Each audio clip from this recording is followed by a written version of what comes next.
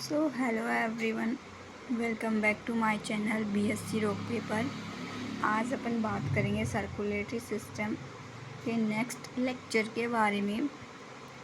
तो last class में हमने जो है ब्लड सर्कुलेशन पाथवे के बारे में पढ़ा था। अब अपन जनरल जो ओवरव्यू होता है हमारे हार्ट के बारे में, उसके बारे में जानेंगे। ठीक है, सबसे पहली बात जो है वो अपन करेंगे स्टेथोस्कोप के बारे में। सबने देखा होगा कि जो हमारे डॉक्टर्स होते हैं उनके पास होता है स्टेथोस्कोप, और उसको अपन किस चीज़ के लिए यूज़ करते हैं, हमारी जो हार्ट बीट होती है उसको सुनने के लिए जो है डॉक्टर्स यूज़ करते हैं। ठीक है, जैसे कोई पेशेंट है और जो डॉक्टर्स हैं वो क्या करेंगे, स्टेथोस्कोप से पेशेंट की हार्ट बीट को सुनेंगे। ठीक है, फिर ये बात आती है कि जो स्टेथोस्कोप है वो आखिर किस प्रिंसिपल पर बेस है। तो ये रिफ्लेक्शन ऑफ साउंड, मतलब कि अपन क्या करेंगे, आवाज़ सुनकर हार्ट बीट की बीमारी को पता लगाने की कोशिश करेंगे, आखिर पेशेंट को हुआ क्या है। ठीक है, फिर बात आती है पेस मेकर की। तो पेस मेकर की अगर मैं बात करूं तो सबसे पहले क्वेश्चन आता है कि पेस मेकर आखिर प्रेजेंट कहाँ होता है। तो ये हमारे राइट एट्रियम में पाया जाता है। ठीक है, हार्ट में। और इसका काम क्या है, ये कंट्रोल करता है हमारी हार्ट बीट को। ठीक है, और रेगुलेट करता है, मतलब उसको पंक्चुअलिटी प्रोवाइड कराने का काम करता है। फिर बात आती है हॉर्मोन्स और रेगुलेशन। आखिर कौन कौन से हॉर्मोन्स हैं जो कि हमारी हार्ट रेट को अफेक्ट कर सकते हैं। तो सबसे पहले बात करेंगे अपन पोटेशियम की।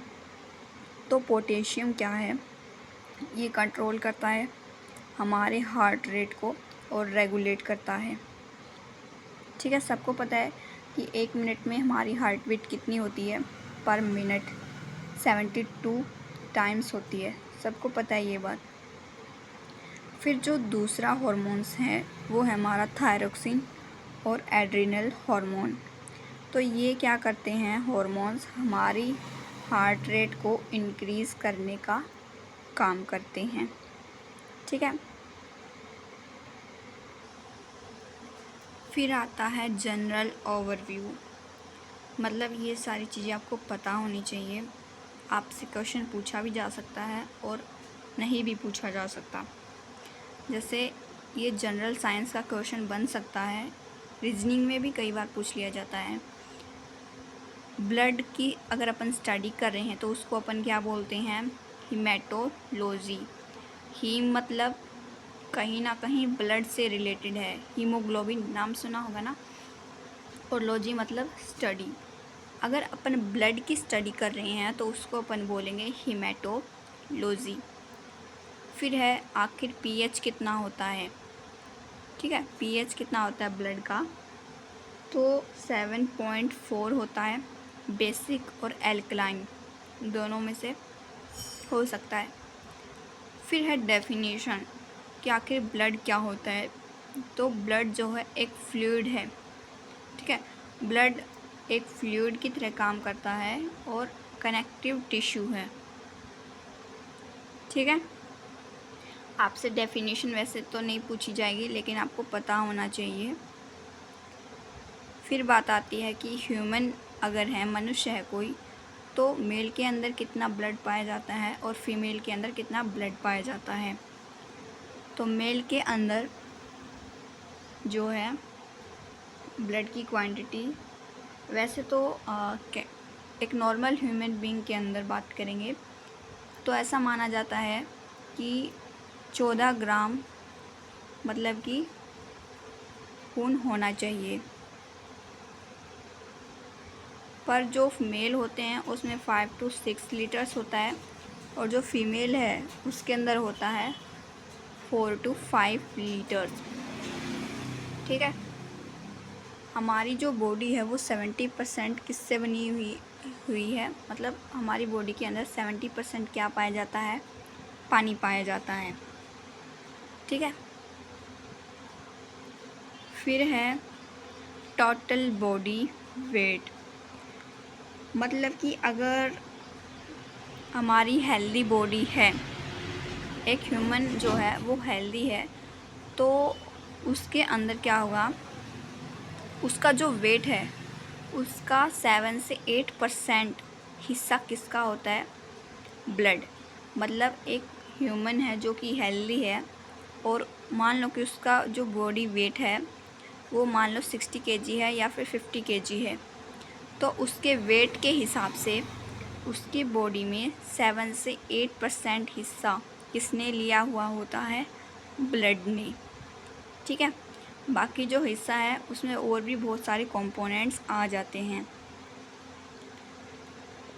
फिर बात आती है कि आखिर ब्लड बनता कहाँ है, फॉर्मेशन कहाँ होती है, निर्माण। तो जो ब्लड है वो बोन मैरो के अंदर बनता है। लेकिन अगर कोई एम्ब्रियो है, मतलब शिशु है, नवजात बच्चा है, तो उसके अंदर जो है ब्लड का फॉर्मेशन कहाँ होता है, लीवर के अंदर। ठीक है, मीजोडर्म जो लेयर है उस वहाँ पे। फिर बात आती है कि आखिर हमारा ब्लड स्टोर कहाँ पे होता है।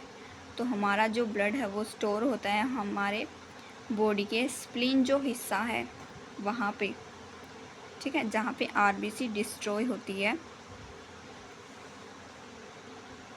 साथ में जो हमारा स्प्लीन है उसको ब्लड बैंक भी कहा जाता है, क्योंकि यहाँ पर हमारा ब्लड क्या होता है, स्टोर होता है। ठीक है। फिर है कंपोनेंट्स ऑफ ब्लड, आखिर हमारे ब्लड के अंदर कौन कौन से तत्व पाए जाते हैं। तो हमारे जो ब्लड है, हमारा जो ब्लड है उसको 2 भागों में बांट दिया है। एक तो हमारा फ्लूइड। ठीक है, फ्लूइड के अंदर आता है हमारा प्लाज्मा। प्लाज्मा की अगर मैं बात करूं तो टोटल ब्लड वॉल्यूम का 55 से लेकर 60% तक हिस्सा प्लाज्मा का ही होता है। ठीक है। कलर की अगर मैं बात करूं तो लाइट येलो कलर होता है, क्योंकि इसमें बिलीरुबिन प्रेजेंट होता है। वाटर का कंटेंट होता है 90% और मिनरल और प्रोटीन का कंटेंट होता है 10%। ठीक है, तो ये है सबसे पहली बात फ्लूइड की। दूसरा है हमारा हिस्सा ब्लड के अंदर जो पाया जाता है, सेलुलर पार्ट। इसमें 3 चीज़ें आती हैं। आरबीसी, जिसको हम अपन जो है वो उस मतलब कि आरबीसी जो है ये क्या करता है, ब्लड का फॉर्मेशन करता है। मतलब कि आरबीसी